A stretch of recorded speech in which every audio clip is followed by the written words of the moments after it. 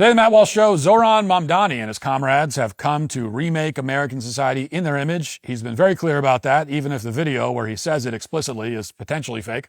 Also, failed MSNBC anchor Mehdi Hasan claims that Muslims built the United States, and that's why they have the right to blast their call to prayer over the loudspeakers at all hours of the day. We'll address that insane take. Plus, Jeff Daniels, Serenades and MSNBC anchor, live on air, and an iconic museum in France hired a female head of security for the first time in its centuries-long history.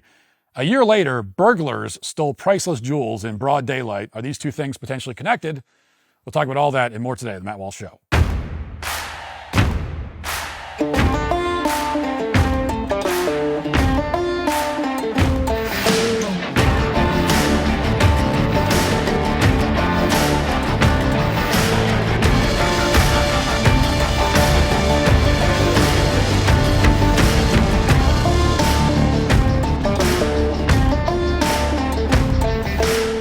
Do you remember the great ammo shortage of 2020? Shelves were bare and even online options were wiped out. Well, there's a company making sure that never happens again. It's called Ammo Squared.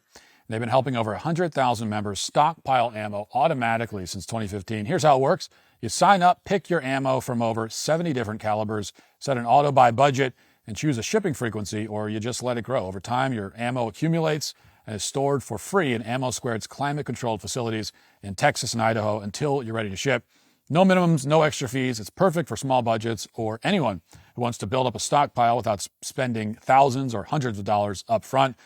I'm in the process of setting up an account right now, and it's been real simple and straightforward. Plus, they've got so many different ammunitions to choose from for my needs, and it's practically negates ever needing to visit a store that may or may not have what I need in stock. It's super convenient, very easy. Everything is right there waiting for me when I need it. And it could be there waiting for you. It's the easiest way to stay prepared without the hassle. Head to ammosquared.com. Take the work out of buying ammo. 100,000 members and thousands of 5-star reviews. Cannot be wrong. That's ammosquared.com. Check them out today for a special offer. There's a video going viral, allegedly, of Zohran Mamdani. I have no idea if it's real or not. And as you watch the footage, you'll notice a few tells that are obviously suspicious. For one thing, it's a little on the nose. It's also very short, only a few seconds long. And these are cues in many circumstances that you might be watching AI-generated content. As best I can tell, the footage began circulating on Facebook over the summer, and since then, no mainstream outlet has picked it up or confirmed that it's legitimate, which of course doesn't mean that it's not. But if this footage is fake or AI-generated, then it's convinced a lot of people. Joe Concha, who regularly appears on Fox News, reposted the footage, suggesting it was authentic. Elise Stefanik, the high-ranking member of Congress from New York, also posted the video. So have various other commentators. And as far as I know, nobody has come forward with any proof or even an official statement stating definitively that the footage is fake. As far as I know at this point, Zohran Mamdani's camp has not denied it. So with that in mind, we'll roll the tape. This is a video that purports to show Zohran Mamdani, the Muslim socialist running for mayor of New York, at a private Antifa-style event wearing a mask. And here's what he allegedly says. Watch. We came here to remake this state in the image of our people. We came here to remake the state in the image of our people. Presumably referring to people of Africa where Mamdani was born. And that's it. There's no other context in this footage, which is often the biggest reason to doubt that it's real. If it is AI, we can expect to see many, many more videos like this one over the next months and years. There will never be another major election in this country in which AI-generated video doesn't play some kind of role. The existence of AI won't simply introduce a lot of fake content into the discourse. It will also lead people to doubt the legitimacy of videos that are actually authentic, which maybe end up being the most harmful thing about it.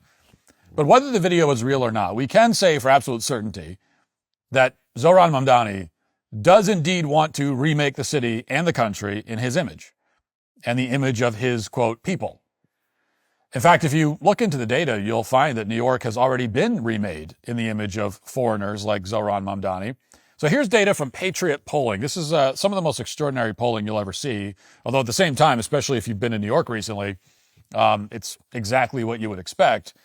So as you can see, among New Yorkers who were born in America Andrew Cuomo has a 9-point lead in the mayor's race over Zohran Mamdani.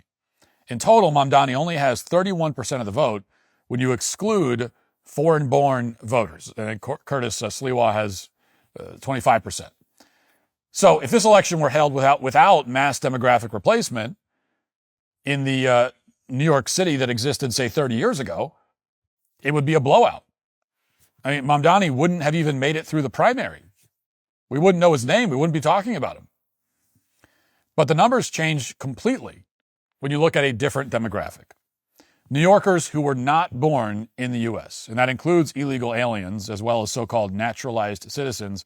And among that demographic, Mamdani is winning the vast majority of the vote. He has 62% compared to 24% for Cuomo and 12% for Sliwa.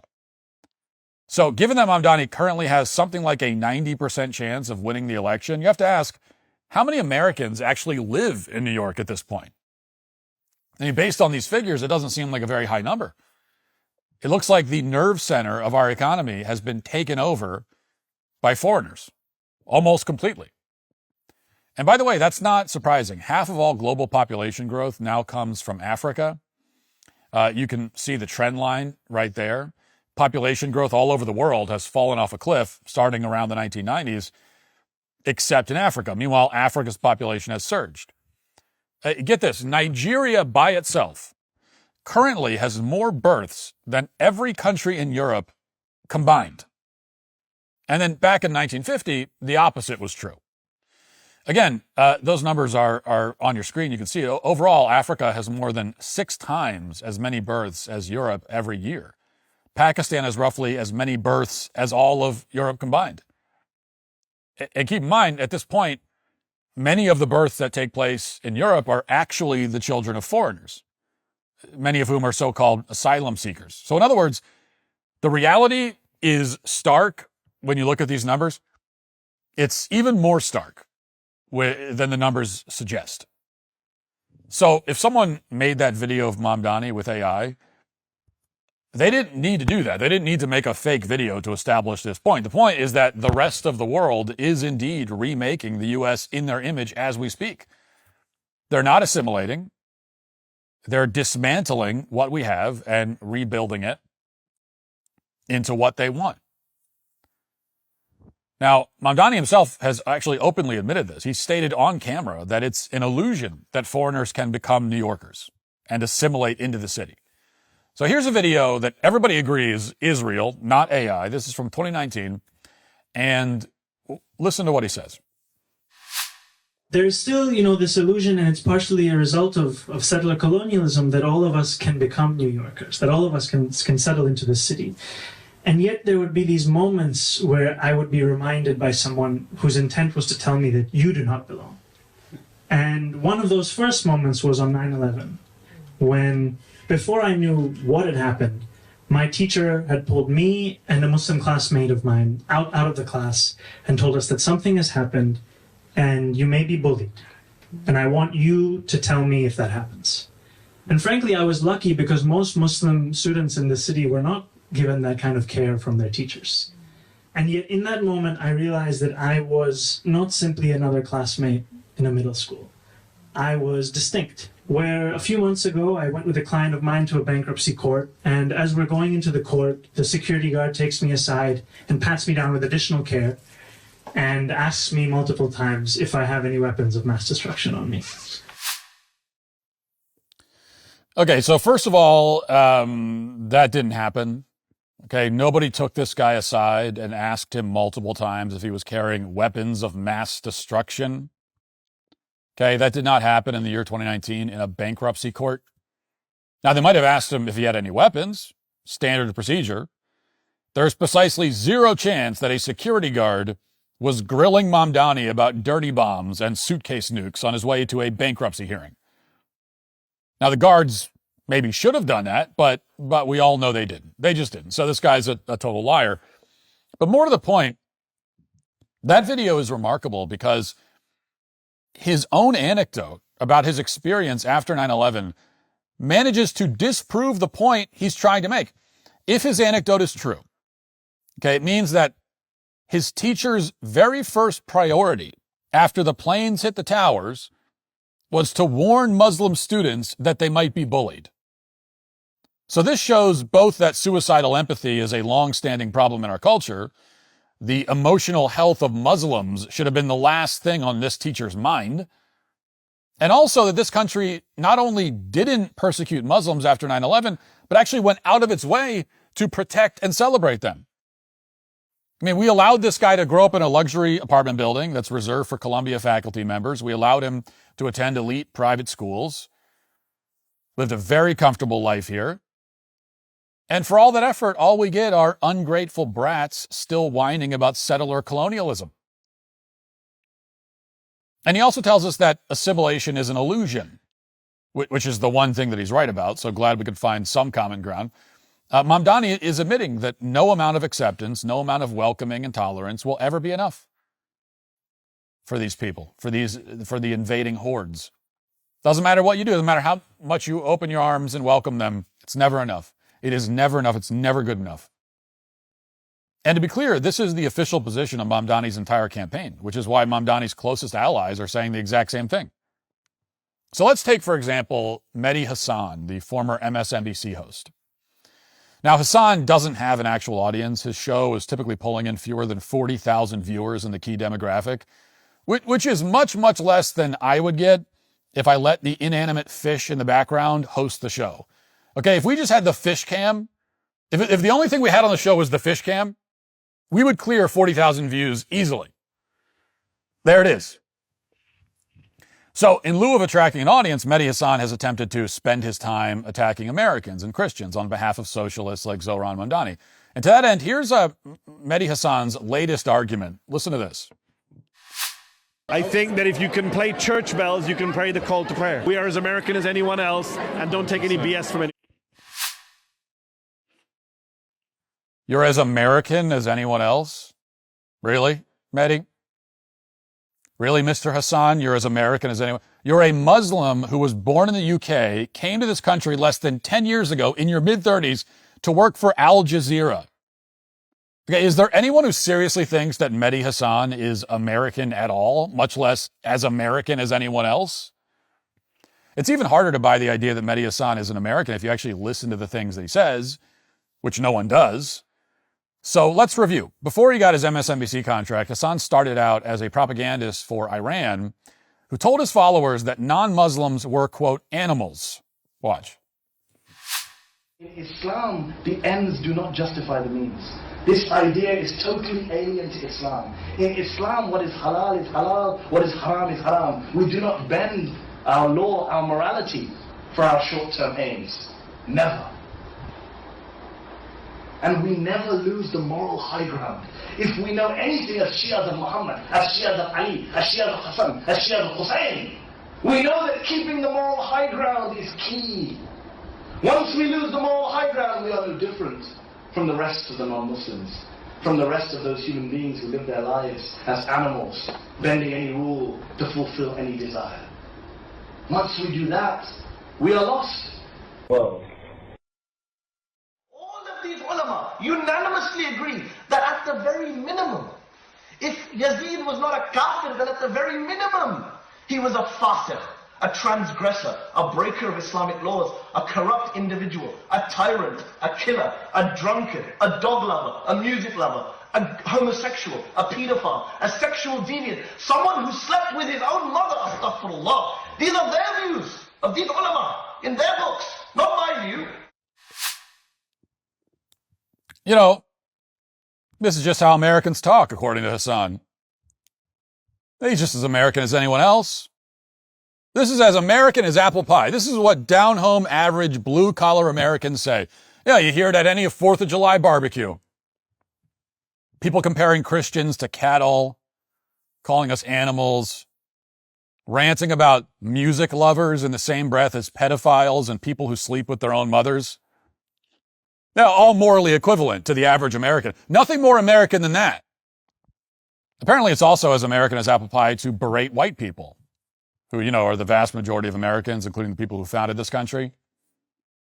There was not anybody with the last name Hasan at the Constitutional Convention, okay?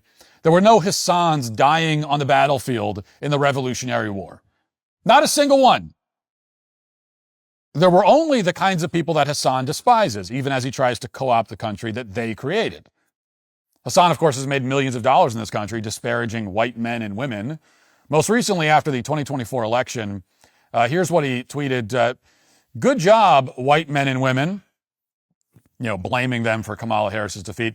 So he comes to a country founded by white people that's mostly made up still of white people, and then he attacks them, invoking their skin color in the process for not voting the way he wanted them to vote. He just got to this country 5 seconds ago, and he's already saying, well, this should have gone the way I wanted. Who the hell are you, Mehdi? Who are you? Who cares what you want? Imagine if I went to Uganda or Nigeria and tried something like this. Imagine if I ran for office, lost, and then wrote on social media, nice going, black people. You really got some internalized black supremacy going on, don't you? I'm just as Nigerian as anybody else. Now, in that scenario, how long would I last before they stoned me to death? 10 seconds, 20? In fact, what if I went to Hassan's actual home country, India, and ran for office, lost, and then said, great job, brown people. Yeah, you brown people. Really screwed up again. I'm just as Indian as any of you are. Yeah, I just got off the plane last Tuesday. I'm just as Indian as any of you. What if I did that? How long would Mehdi Hasan spend crying about that? Would he ever stop crying is the question.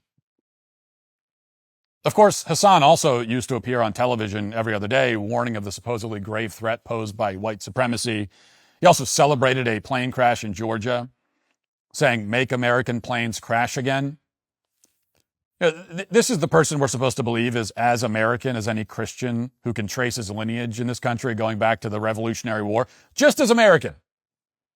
Just as American as any American who doesn't hate white people, who actually wants our civilization, our system of government to succeed. This is the person who we're supposed to take seriously when he compares church bells to the Muslim call to prayer, which happens many times a day, starting around 5 a.m. and sounds like this.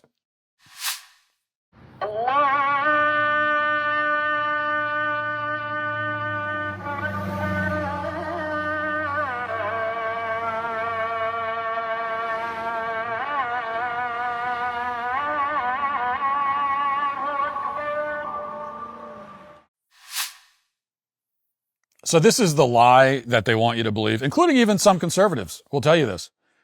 They'll tell you that what you just heard there is just as American as a church bell. Just as the Muslim call to prayer at 5:30 in the morning, wafting through the air. Just as American as, a good old American small town with the church bell going off at noon. That's what we're supposed to believe. And we all know that it's not true. We all know that it's not true. And the thing is, even if the call to prayer wasn't so obnoxious and so obviously disruptive to the lives of everybody living nearby, in this case it's in Dearborn, still doesn't matter. And even if church bells also rang at 5 a.m., which they don't, it also would not matter because there's still a very good reason to say that in this country, church bells are acceptable in every city while the Muslim call to prayer is not.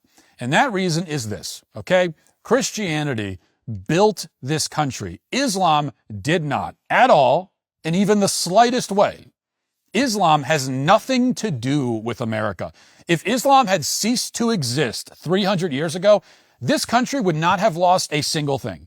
There is not a single good thing about our country that we would not have if not for Islam. And if you doubt that, then go ahead and give me an example of the great gift that Islam has given to this country since its founding. Give me the example of the thing that if Islam had ceased to exist 300 years ago, we would not have in America. Go ahead. I dare you. Mehdi Hasan, I dare you. Go ahead, name one thing. Go ahead. You can't. And that's why we can have our church bells, Mehdi. We earn them. This is our country. It is not yours, Mr. Hasan. Any actual American would understand that concept very well. If you want to hear the Arabic call to prayer 5 times a day in every neighborhood, you can go to one of the other 50 countries in the world that are into that. And by the way, if you want to hear church bells instead, most of those countries would not be nearly as accommodating. Now, when I made this point on X, Mehdi Hasan responded with this. He said, quote, 1 in 3 of the slaves who built this country were Muslims. They were here long before the Walsh family arrived. You know that if you studied history, but I know MAGA has an issue with studying. Oh, and I'm guessing you don't count slaves as people or Americans. So, and by the way, he followed that up with another tweet claiming, again, that Muslims are more responsible for building America than the Irish. So, as you can easily have predicted, Hasan responded with just layer upon layer of lies, just absolute delusion, heaped on top of delusion. So for one thing, this country, just to be clear, was not built by slaves. It wasn't. Much less the handful of Muslim slaves owned by the 2% of Americans who ever had slaves to begin with. The Industrial Revolution is what made this country wealthy, and it was spurred by the invention of technologies like the steam engine, the coke blast furnace, not the cotton trade or the slave trade. In fact, cotton exports accounted for roughly 5% of the overall GDP of the United States prior to the Civil War. 5%. So these people that say slavery built the country, 5% of the GDP built the country. Give me a break. There's a reason we became a much, much richer country once we abolished slavery. Not only did slavery not build the country, it actually held the country back, if anything. And again, if the handful of Muslims picking cotton in the fields had never been here, it would have had no impact on the country at all. Okay? The vast majority of infrastructure and industry in this country was built by the labor of free men. Okay, this country was built by free men. Every Muslim country on the planet, on the other hand, had slavery for exponentially longer. They relied on it exponentially more than the United States ever did. Which is why Western countries had to shut down the Arab slave trade by force. Look up the Africa Squadron sometime. We had a whole unit of the U.S. Navy from 1843 to 1861 devoted to suppressing the slave trade along the coast of West Africa. The Arabs clung to slavery like a fat kid holding a donut. They refused to let it go. It was such an integral part of their culture, and still is in some Arab countries. And by the way, the slave trade in Africa was extremely wide-ranging and global in nature. This is one of those stories that isn't taught in school, but it's absolutely true. In the 17th century, Barbary pirates from North Africa raided several towns in Iceland. Yes, Iceland. And they went into Ireland also. Okay, thousands of people were captured, transported to North Africa, and sold into slavery in places like Algiers. Many of the slaves died. Actually, by some estimates, more than 1 million European Christians were enslaved by Barbary pirates and slave drivers from the 16th century to the 18th century. Here's why I bring that up. Number one, okay, if you're a Muslim, you got no room to be lecturing about slavery. None. Number two, Mehdi Hasan, let me ask you this. Given that we had 1 million white European Christians who were enslaved in the Muslim world for 200 to 300 years, would you say that white Christian slaves built North Africa? Can we say that white Christians built the Middle East? Why not? Answer that, Mehdi. I want you to answer that. Did the 1 million white slaves build the Arab world? If a few Muslims in the cotton fields built America, what can we say about the 1 million whites enslaved by Muslims in their countries? What do you think, Mehdi? What do you think? Now, this is a rhetorical question. Of course, Mehdi Hasan is a British Muslim who came here less than 10 years ago, so I don't expect him to know anything about my country. And he doesn't. He is as vapid and clueless as his non-existent audience would suggest. He has neither the integrity to tell the truth nor the intelligence to lie convincingly. He has come to this country to live off of the fruits of the labor done by people he despises. He's as ungrateful as he is useless. He's exactly the kind of immigrant that we should not allow into this country, a spiteful, lying, self-entitled brat with nothing to offer the country but demands and accusations. He's a bad person, although not a bad American, because he's not an American at all. Now, Zohran Mamdani, by contrast, does have an audience. He has a very, very big audience. The mass of foreigners who have been imported into this country are his base, and they are rabidly loyal to him. These are people who are as American as he is, and very soon they will control the nerve center of the entire U.S. economy.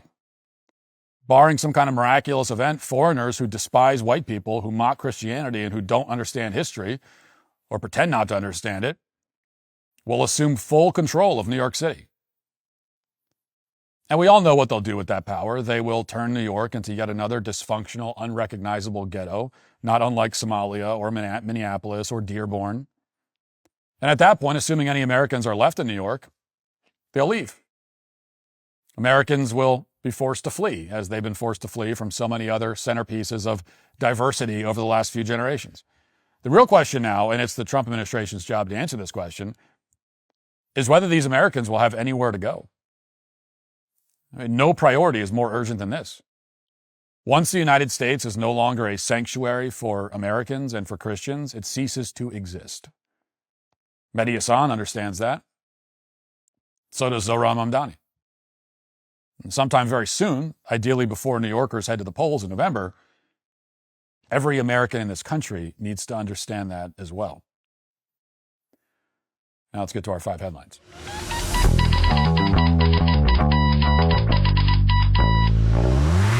You guys have heard me talk about the bearskin hoodie. Well, the smart people are locking in their winter gear now because this is hands down the best time to prep for the coming winter. Don't wait any longer than you already have. Bearskin is running a 60% off deal right now, but only if you get your hoodie early. This hoodie, which I am wearing right now, in fact, is built like a tank. Micro fleece, 10 pockets with a clean, rugged fit that looks awesome. I think it looks great. And which is hard to do, it's hard to make something look good on me, but somehow they pull it off.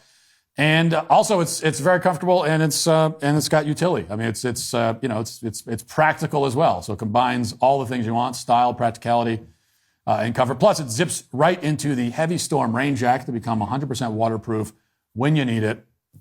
Now, as you can see, I'm, as I said, wearing my bearskin hoodie, right now. And if you want to get your own bearskin hoodie, I mean, if you're inspired by how dashingly handsome I look in this, then do yourself a favor. Text the word Matt to 36912 to lock in your 60% off. Again, text Matt to 36912. You get a link sent straight to your phone so you can check it out later if you're busy right now, but you want to get on this right away. You get free U.S. shipping, fast delivery, and you've locked in your winter gear already.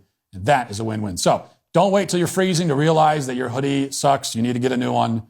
Get a bearskin right now. While it's 60% off, text Matt to 36912. Do it now.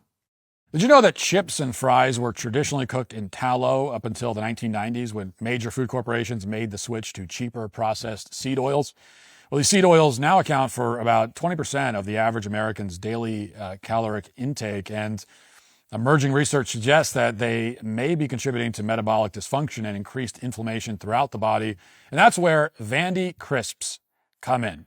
They actually decided to do something about this mess by creating potato chips the way they should be made, with just 3 simple ingredients and 0 seed oils. We're talking about heirloom potatoes, sea salt, and 100% grass-fed beef tallow. That's it.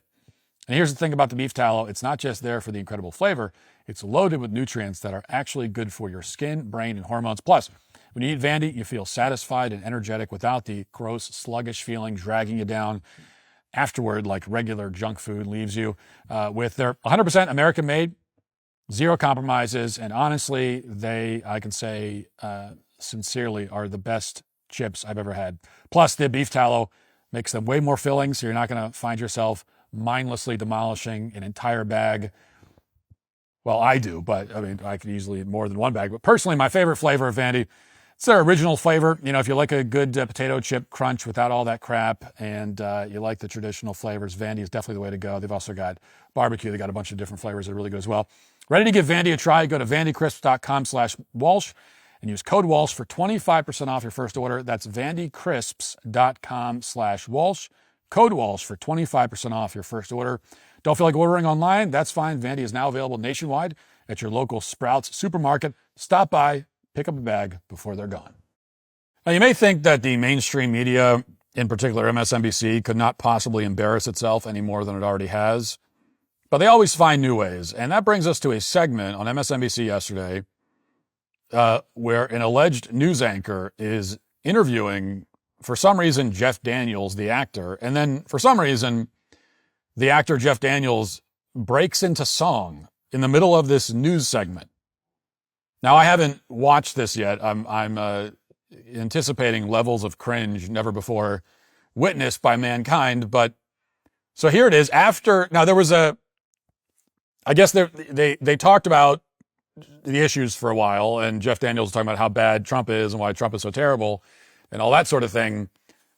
And then he says, I also brought along my guitar here. Oh, I forgot I had this old thing. Well, since I have it, let me play you a little song. And so let's listen. This is a song I wrote called Crazy World, which is how I cope. Okay, let's hear it. I've seen a young girl smiling at something he just said. I watched him fall into her pretty green eyes. His cheeks turned Valentine red. I've seen an old man walking with his wife by his side. I watched him reach down, take her hand. Damned if I didn't cry. This crazy world's gone crazy. Who am I to judge? It's nice to know in a world full of hate, there's someone out there still making love.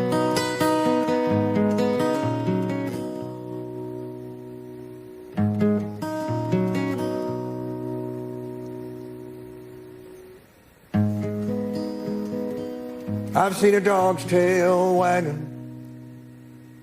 I've seen a grandchild run. I've sung along to a day breaking dawn and 100,000 setting suns.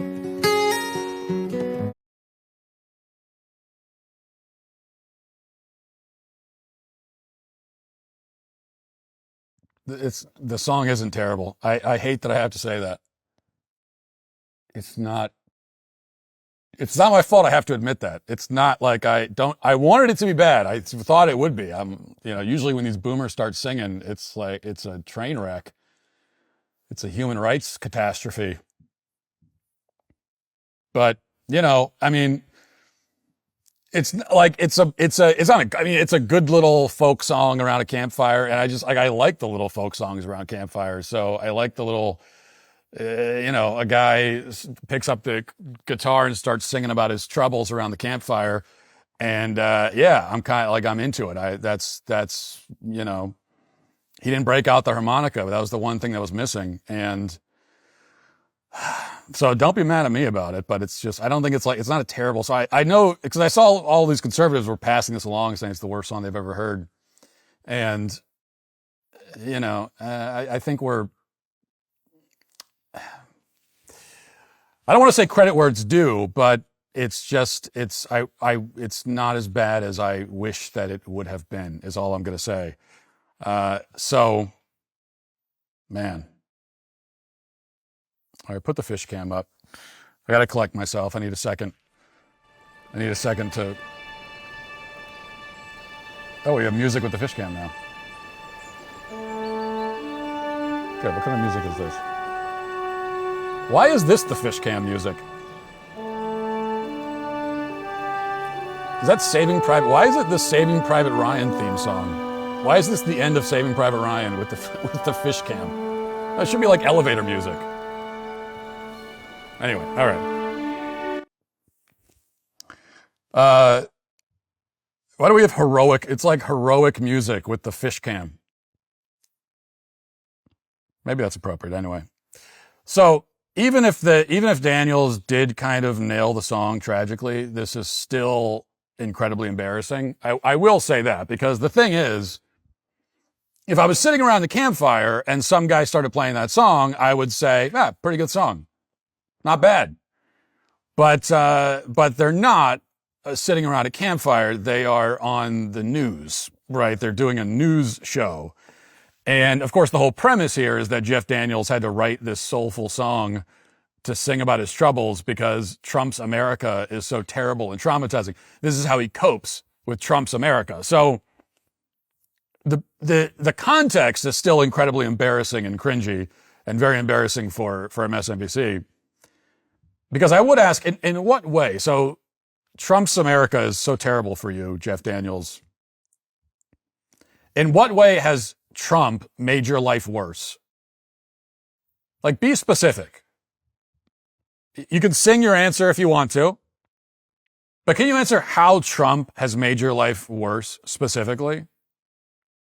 Or anybody's life worse? Now, sure, if you're an illegal immigrant who doesn't belong in this country in the first place, then your life is worse because now you have to go back to your country and your country sucks and that's why you came here. But for everybody else, for actual Americans, in what way has Trump made your life worse? Yeah, there might be plenty of things you can complain about. Not if you're Jeff Daniels. I mean, he's got a pretty comfortable life, but a lot of other Americans can complain about a lot of things. But which of those things are Trump's fault is the question. And he can't answer that because it's just not true. All right, Karine Jean-Pierre, the former Biden spokeswoman, is making the rounds. Hopefully she's not singing. I would not put money on her. I put even less money. Now, I wouldn't have put money on Jeff Daniels singing a good song. I'd put less money on Karine Jean-Pierre, but I think she's hawking a book or something like that. And here she is. I think this is also MSNBC. So too many MSNBC clips on the show so far. I apologize for that, but here she is. Watch. For me, as a Black woman, as a person who's also LGBTQ, I feel as if those communities that I am part of largely get taken for granted. And I see that today in groups that are being thrown under the bus for a short-term win. And it is not the big tent party that I loved and enjoyed and was part of and fought for. Mm-hmm. And so for me, I want to start a conversation with how do we fix this? The system is indeed broken. The two-party system is not functioning in the way where our democracy is being protected right now. I feel as if the Democratic Party right now is too timid. They're not speaking up. They need to have a strategy and be really clear about how they're moving forward in this moment. So Karine Jean-Pierre has the wig on. It's a less convinced. That's a worse wig than the one that I wore in Am I Racist? She looks more ridiculous in that than I looked with my man bun wig. But for some reason, it's cultural appropriation for a white woman to have dreads, but not cultural appropriation for a Black woman to pretend to have a white woman's hair. Beyonce bleaches her skin and wears a blonde wig and a cowboy hat. And somehow that is not cultural appropriation, but dreadlocks, which were not even invented by Black people, somehow are. But anyway, so you notice how Karine says that the system is broken. She also says that Black women are taken for granted by the Democrats. And she's actually right about that. So she's right. That's true. Black women are taken for granted by Democrats. It is taken for granted among Democrats that Black women will support them no matter what. And do you know why that is, Karine Jean-Pierre? Because it's true. Because that's exactly what happens. Because 95% of Black women will vote for Democrats no matter what. Year after year. Stretching back decades, no matter what happens, no matter who's on the ballot, no matter anything, it does not matter. Black women will just vote for the Democrat. There are a few exceptions. Like Candace Owens is the only one, her and like 4 others. But other than that, Black women are taken for granted because it's taken for granted that you as a Black woman will vote for Democrats and support Democrats because you will, because you just will, and they know it. Now, by showing even the slightest willingness to vote for anyone other than a Democrat, that is how you could stop being taken for granted. If you don't want to be taken for granted anymore, then just show that you're willing to use discernment and vote for people based on their actual merits rather than their party affiliation. But you've never, as a group, Black women have never demonstrated that. Black women are the most single-mindedly loyal voting bloc in existence. There's no other demographic that is like this. I mean, there are plenty of other demographics that vote overwhelmingly for one party or the other. But for Black women, it's like almost every Black woman for all intents and purposes, every black woman in the country will just vote for the Democrat no matter what. And there's like 0% chance of anything else happening. And so that's why they get taken for granted. You know, Democrats do pander to black women all the time, but they actually don't need to. They don't have, that's one of the reasons why it's so silly that they pander so often. You don't have to. Like this group of people, they are not ever going to vote for Republicans no matter what. And so, and that's not me guessing. That's just what all of our experience has shown us. That's what all of the data shows. And then to the other point, Karine says that the system is broken. And just to be clear about what she means by that, she means that the Democrat Party, their system of rigging the vote and doing whatever they want, that is what is broken, according to her. You know, she witnessed a complete breakdown of that system while she was in the White House. And you know, first of all, the media turned on Biden and demanded that he be ousted, not because of integrity on their part or anything like that, or because they were doing real journalism, but just because strategically they realized that Biden was about to get trounced, and so they threw a Hail Mary pass and decided to turn on him. But you know, the media is supposed to be the propaganda out for the Democrat Party, for the Democrat administration. That's the system that she's talking about, and that system broke down, and that is why she is so mad about the system.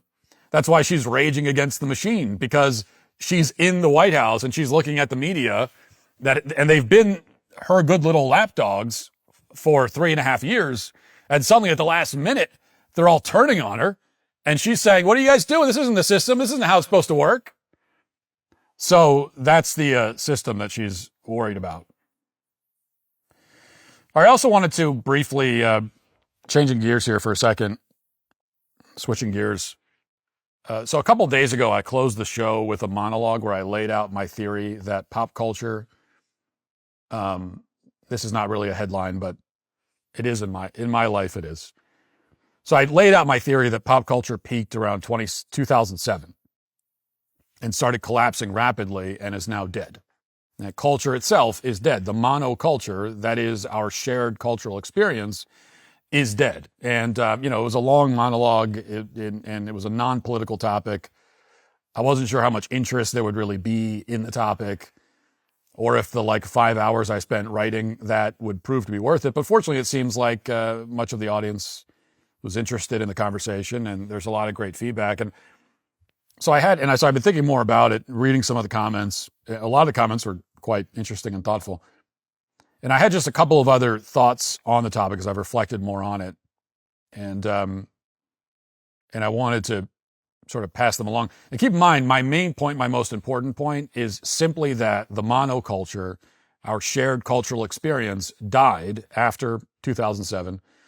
And now we live in what I would call, and others have called, a fractured culture, which is really a non-culture.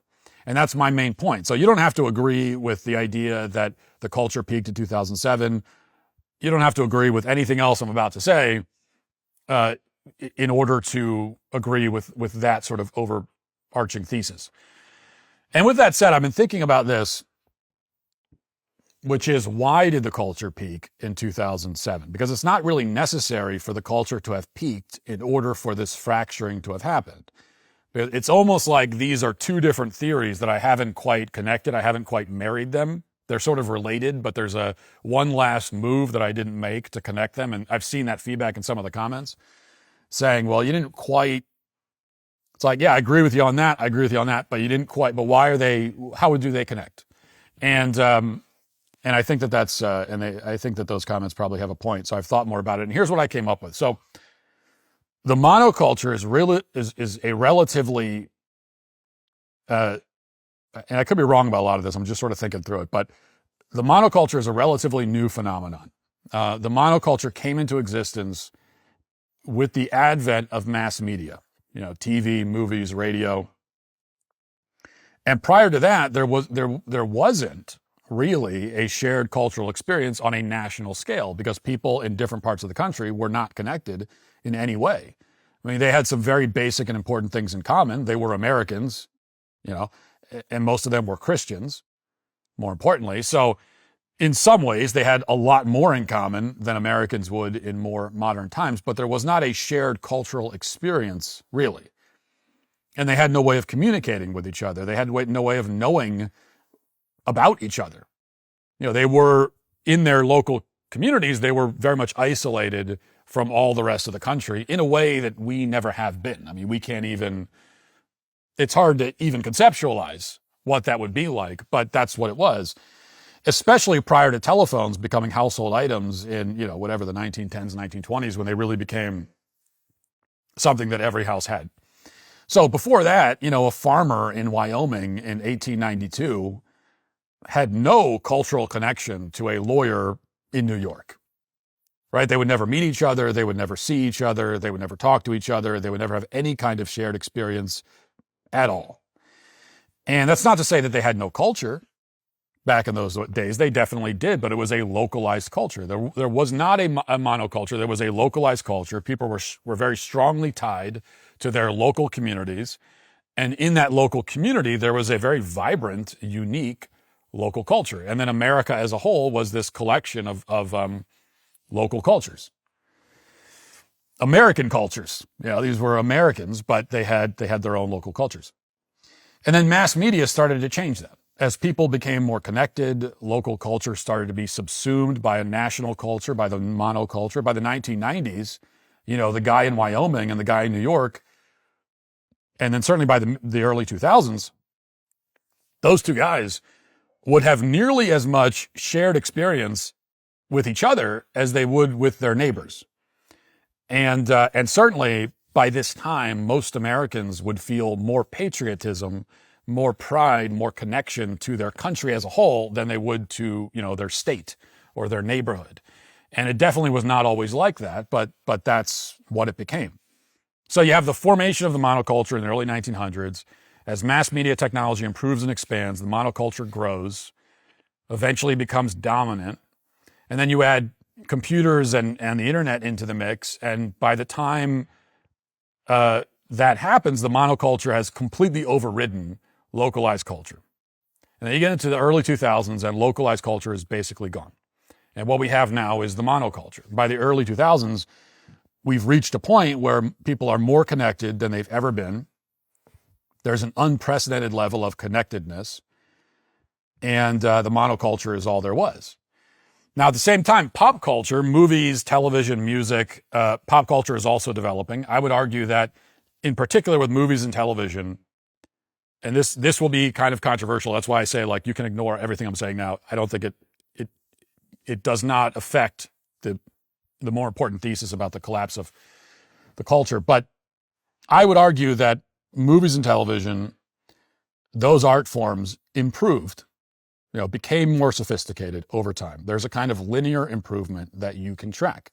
Now, there were a lot of really great films. I say this, people will get upset because they'll say, what do you say? You're saying that everything made in the year 2002 was better than what came out in 1972. I'm not saying that at all.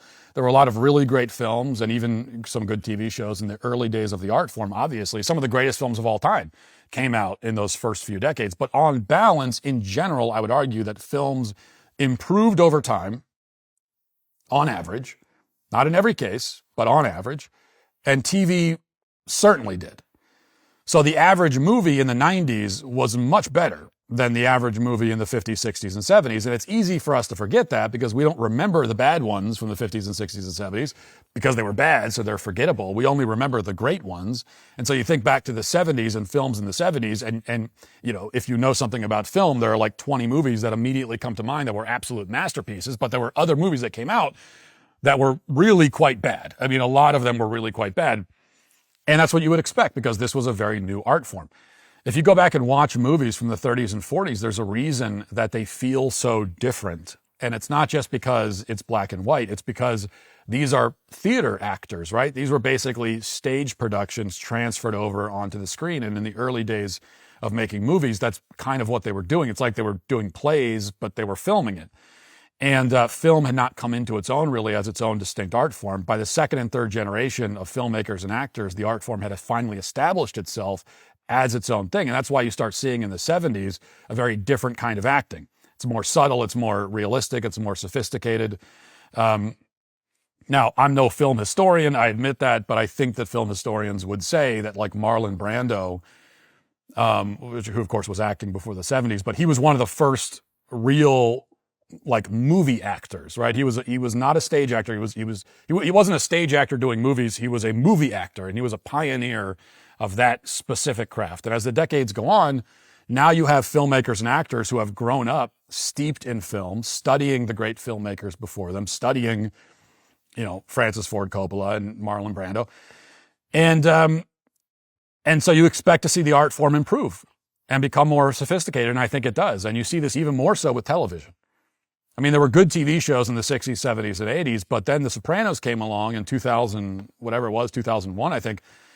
And it's just operating on a level that no show before it ever had. I mean, almost no show ever had. It is more sophisticated. It's much more sophisticated. It's just doing things as a show, as a TV show, that no one had ever done with that art form. It's just in its own league. And people kind of recognized that. They saw that and said, like, this is something totally different. We've never seen anything like this. And why is that? Well, everybody involved in The Sopranos had the benefit of growing up in an environment where they were steeped in TV and movies. So these things are happening simultaneously. The monoculture is growing, becoming dominant. These modern mass media art forms are becoming more sophisticated. By the 90s and early 2000s, we are connected more than we've ever been, and pop culture, dominated by these art forms, has reached a level of sophistication that we've never seen before. Then you add in the advent of like modern special effects, and you have movies like Jurassic Park in the mid-90s, a story told by a master storyteller with this state-of-the-art technology, these incredible mind-blowing visuals. People don't realize what that was like back in the day as a 12-year-old boy going to see Jurassic Park. It's like you're actually seeing a dinosaur in real life. I mean, that's what it felt like. And it's something that we could all experience together as a culture, right? So when people look back wistfully on this period, the 90s into the early 2000s, this is what they're remembering. This is what they're nostalgic for. It is a connected monoculture fueled by these art forms that had fully come into their own, that are at the peak of their sort of powers, that are more advanced, more sophisticated than they've ever been. And then you get to 2007. By then you have MySpace and Facebook, and social media had just sort of come into existence. Twitter was in its infancy.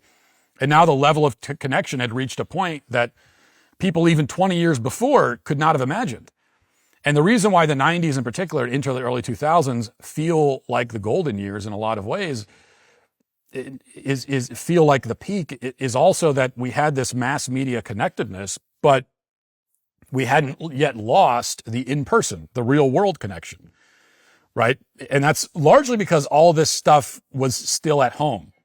So you could go on social media in the early days, you could go on the internet, but it was all in your computer at home. And then you would leave your home and you didn't have it with you anymore. And then you would also have that in-person connection. So when I was a kid in, say, 2001, I would watch the music videos on MTV and engage with the media and all that stuff. I had AOL and my buddy list on AOL, but then I would also ride my bike to my friend's house after school. We would stay out until dark playing basketball and playing, tackle football, and people get their teeth knocked out and it's real rough and tumble. We had all that, right? It's like you had kind of all of it. It's when the old way of living where you're meeting people in person and you're getting grass stains on your jeans, that has not died yet. That still exists. But then we've got this new thing also that feels really exciting and different and new. And so everything just feels vibrant and there's so much possibility. And it was the time when both of these things existed at the same time, right? That was kind of the sweet spot. Film and television shows had reached their best form also, I would argue. When I mentioned There Will Be Blood, some people objected that the movie is boring or whatever. And I totally disagree. I think that was absorbing and fascinating. But regardless, right? That was one of the great film actors ever to exist, Daniel Day-Lewis, in a film made by an artistic genius in his prime. I keep using the word sophisticated. I know it sounds like pretentious, but that's what it was. And I mean, that movie, the first 10 or 15 minutes, there's no dialogue at all. And it's captivating. And you should not be able to do that. But it breaks every filmmaking rule. But these were geniuses at the top of their game. No Country for Old Men, I mentioned that too. A movie by two filmmaking masterminds, written based on a book by one of the last great American novelists, Cormac McCarthy. They put out this movie. There's no soundtrack. There's no music. Again, you're not supposed to do that. They do it. It completely messes with the form, with like the structure of filmmaking. They kill the protagonist in the second act of the movie off screen. And then you don't find out until the very end with, I think, a brilliant monologue from Tommy Lee Jones, the sheriff, talking about this dream that he had of his father. You find out at the end that he was really the protagonist the whole time. And you didn't know that. So they kind of hide the protagonist until the end of the movie. It breaks every single rule, but these were virtuosos at the top of their game, masters of the craft, geniuses of the art form who had grown up studying this art form. And they were just like bursting at the seams with these ideas. And they put out these movies, and it's just like, again, it's a little bit like when they watched Sopranos a few years before that. It's like, no one has done this with a movie before. I didn't know you could do that. And so all these things are reaching a crescendo: monoculture, connectedness, movies, television, music too. As I said, I think music reached its peak, at least in terms of the different genres of music are all thriving in a way never seen before. All this stuff is happening, and it's building all together, and they're feeding off of each other. And this is the culture that we're all living in, and we're sharing it together, and we're talking about it. And yeah, you're going to the movies, but you're also, and then it's not just that too. I mean, there's also, because of this connectedness, that there are things happening in the world that become like global events, become for the first time. It's like we're all living through this event together in a way that we never did before. And then you introduce smartphones onto the scene, and social media proliferates and takes over, and the internet is captured by algorithms. And now this thing that you would experience at your house, and then you would leave it and go out into the world and talk about it. Now you bring it with you. Right now, you never leave it. Now it just comes with you, and that's what changed everything. And that's where we reached this moment of maximum connectedness, and then it tipped over into isolation. And now this thing that had and this is an observation many people have made, I realize, but this thing that had connected us now is a source of our isolation, and we find ourselves increasingly in our own little worlds, guided by algorithms tailored specifically to us as individuals. And mass media art, films and television and music give way to content. And now all of that is just content. And now the big stars, the big celebrities are not artists. I mean, there are a few of them left. There are a few like true global stars left. Taylor Swift. Still, she's not anything like what Michael Jackson was 20 years before that, or 30 years. But anyway, for the most part, artists are replaced by content creators. And there's something to that. We call people content creators. Like, this is a label that's put on me. I hate it. Because it's just, like, what do you mean you create content? It could be anything. Just content. It's like you hand somebody a glass, and it doesn't matter even what's in the glass. Go ahead and drink it. What is this? What am I drinking? Oh, it's just content. It's just the contents of the glass. It literally does not matter what's in it, right? It could be water, it could be beer, it could be urine. It does, just drink it. And that's kind of where we are. But meanwhile, local culture. So we've killed the monoculture. Local culture was killed off a long time ago by the monoculture. And so then when the monoculture is killed, what's left? Only the individual, only the atomized individual. There's no shared experience. There's no shared culture. And that's what's left. And that's why I said that if there's any hope of having a culture again, well, we're not going to have a monoculture. That's gone forever. I think the monoculture era lasted for, 70, 80 years. I think it's gone forever, and it will never be back. And there are those of us who experienced it, and we know that our children will not. They'll just never know what that's like. It'll never exist again. What could exist maybe is a new version of a localized culture. I think that's the only thing we could possibly get back. And we should. So anyway, are you drowning in credit card and loan debt? Well, you're not alone, but here's something most people don't know. Fall is actually the best time to negotiate with your lenders. Why fall? Well, credit card companies and lenders are doing year-end accounting and desperately need to clear problem accounts from their books before audits begin. This creates a narrow window where they're far more willing to cut deals than at any other time of the year. Done with Debt has cracked the code on this timing advantage. They know exactly which companies are most motivated to negotiate right now and use this insider knowledge to get results you can't achieve on your own. Best part, no bankruptcy, no new loans, no credit damage. In fact, most clients end up with more money in their pocket within the first month because they're no longer drowning in minimum payments. But this window will not stay open forever. Once Q4 hits, lenders tighten up again and your leverage disappears. Get started now while you still have time. Go to donewithdebt.com. Talk with one of their specialists for free. Visit donewithdebt.com, donewithdebt.com. The first decade of the Daily Wire proved that truth and courage can still win. The next decade is going to be even bigger. We are celebrating our first 10 years and making sure you're here for everything coming next with our deal of the decade. Join now for as little as $7 a month. And yes, the Pendragon cycle is coming. Don't miss the 7-part cinematic series launching January 22nd, 2026. Our all-access members get episodes 1 and 2 on Christmas Day, December 25th. But this is important. You have to be an all-access member for that early access to the Pendragon cycle. Don't miss a moment. Join now at dailywire.com. Now let's get to our daily cancellation.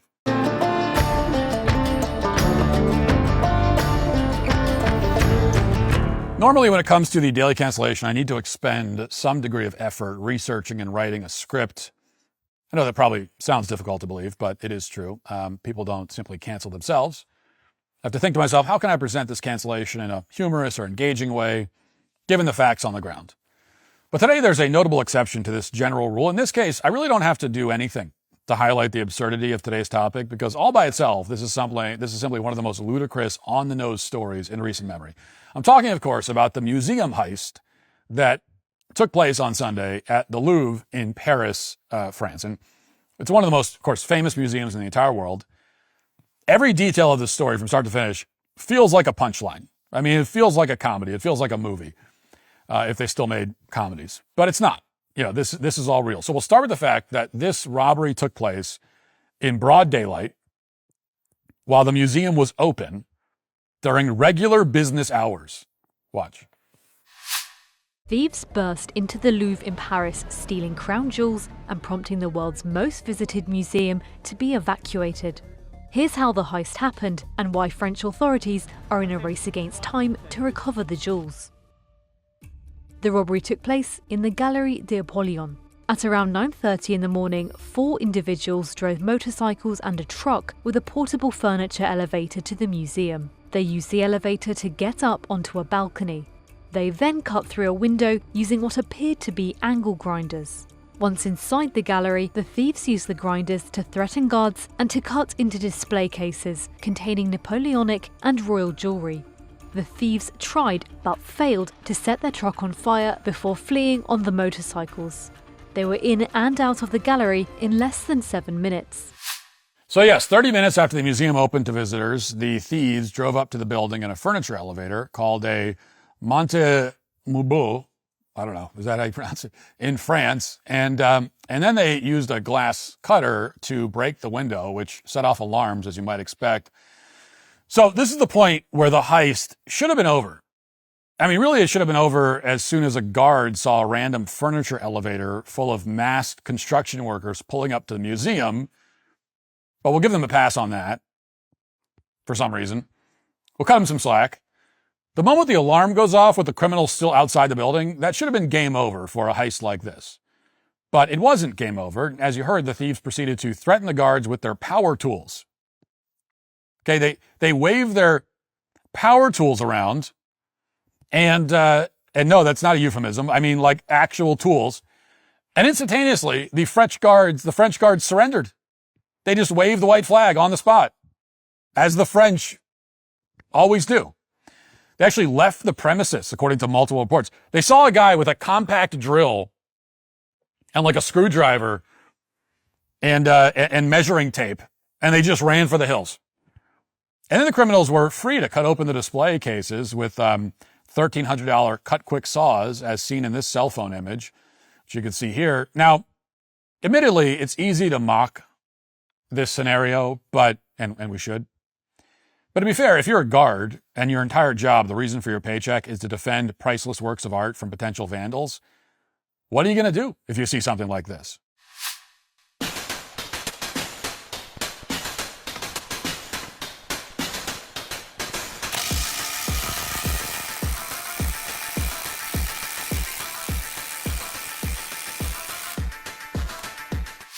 Yeah, I mean, that's pretty scary stuff. I mean, obviously, there's no defense against an attack like that. What are you going to do? Use a gun? Shoot the guy? That would just be ridiculous. I mean, using a weapon to stop bad guys from breaking the law? Who's ever heard of that? I mean, they've long since moved on from that kind of barbarism in France. You know, the barbarism of like law and order and civilization. No, you can't interfere with him in any way, or else you might put some holes in your drywall. Your only option is to just let them do whatever they want. Actually, there was one thing the guards apparently prevented. They supposedly stopped the thieves from setting fire to their furniture elevator on the way out the door. So, you know, that's something. But other than that, there was no reason to have guards at all. I mean, they might as well. The museum might as well have just been completely open to the public. No alarms, no security measures of any kind. And by the way, the criminals left the scene on scooters. Okay, they left on scooters. They might as well have just been riding away on big wheels. They might as well have been on rollerblades, just like casually skating down the street. How did the police not immediately chase them down? You're talking about a brazen robbery in one of the most famous locations in the entire country. It took several minutes, alarms sounded, and not only did the guards fail to do anything, but the police also failed to do anything. So the criminals left behind a bunch of evidence, including a blowtorch, a yellow vest, a saw, and an imperial crown with more than 1,000 diamonds. So here is the saw, for instance, that they left behind, that they were lugging around. But still, there have been no arrests. So they've got video, a mountain of evidence, witnesses, and no one's been arrested. At the time, as you might imagine, at the moment, as you might imagine, there are a lot of theories about whether this heist was an inside job or some kind of long con. Apparently, the localized alarm system wasn't operational at the time, and only the general museum alarm sounded. Additionally, there are reports that the museum changed the structure of its glass cases recently. They supposedly went from armored cases, which would drop the jewels into a safe if they were disturbed, to more accessible cases. Now, we'll put up those images on the screen so you can see the contrast. Now, you might ask, why would a museum intentionally make its treasures much easier to steal? Not to mention, the original cases were beautiful. So why did you make them uglier? So you made it uglier and easier to steal. That seems kind of odd. I mean, the very last thing that you would want priceless artifacts to be is accessible, you would think. But as it turns out, it was all part of a plan to counter the museum's elitist image. So this is from an article that was published 5 years ago. Okay, this is real, apparently.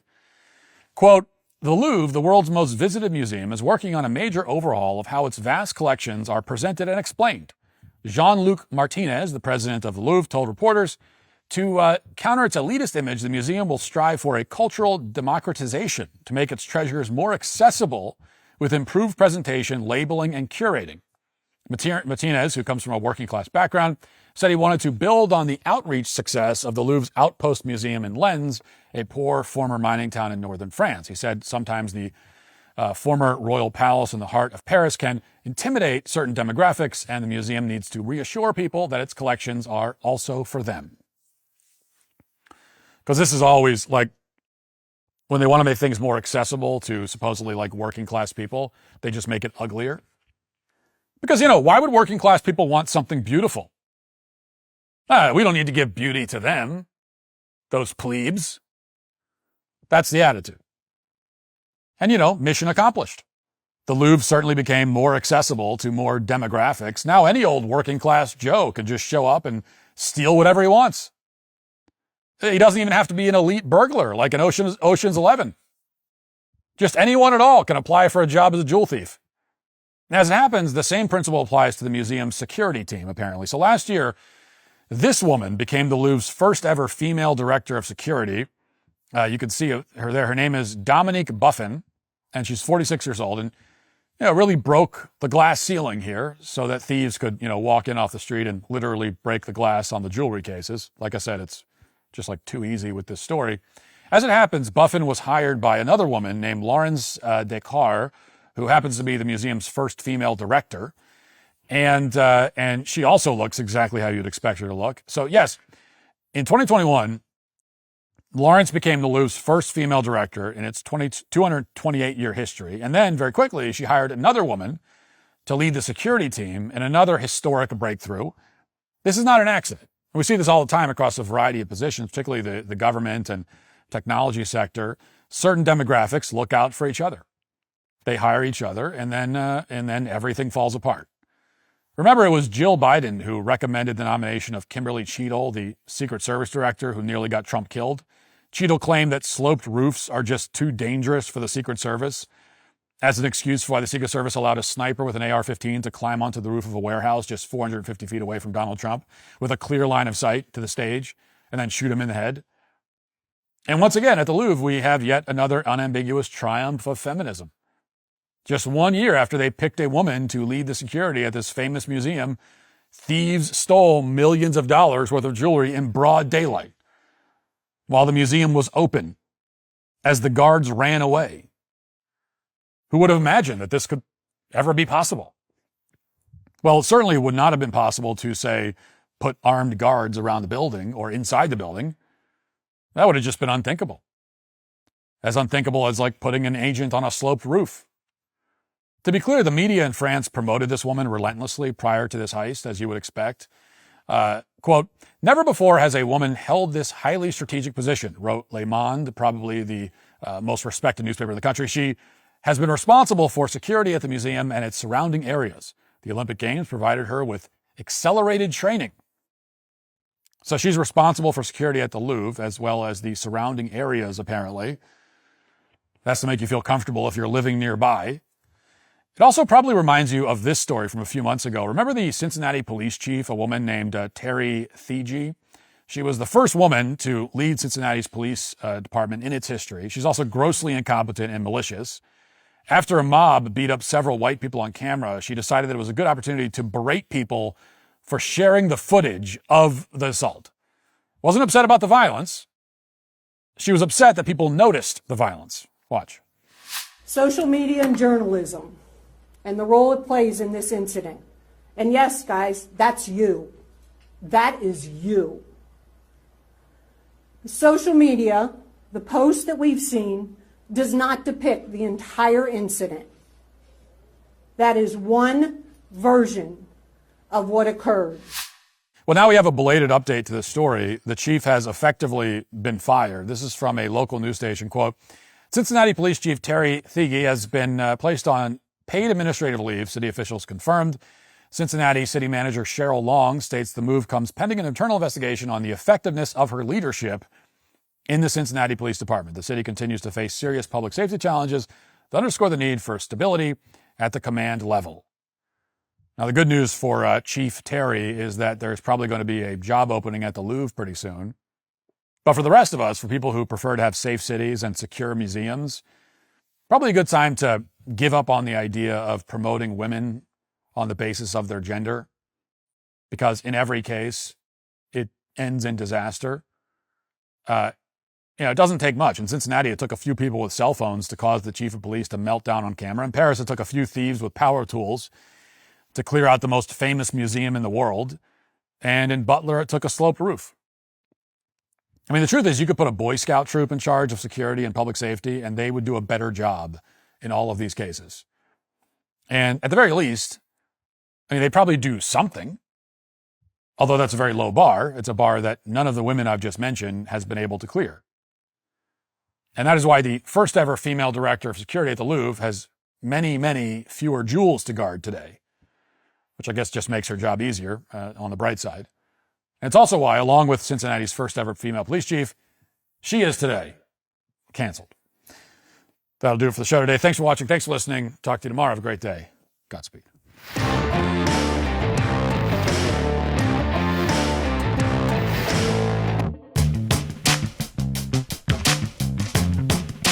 Hey there, I'm Daily Wire Executive Editor John Bickley. And I'm Georgia Howe, and we're the hosts of Morning Wire. We bring you all the news you need to know in 15 minutes or less. Watch and listen to Morning Wire 7 days a week, everywhere you get your podcasts.